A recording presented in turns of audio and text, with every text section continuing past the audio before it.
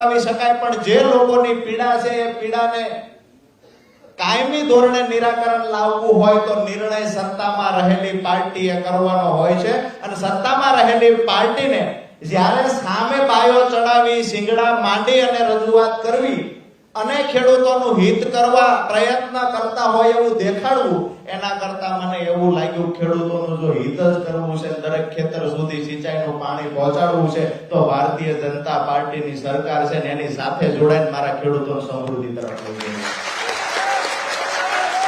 આવનાર દિવસોની અંદર જે લોકો પણ આજે જે પાર્ટીમાં હું હતો, આજે દુઃખ સાથે કહેવું પડે છે કે મેં 5 વર્ષ મફતમાં હાથીપણું કર્યું, અમારા ખેડૂતોની ભાષામાં કહીએ તો બદલામાં જે મળ્યું છે એ પણ ગુજરાતના ખેડૂતોએ જોયું છે.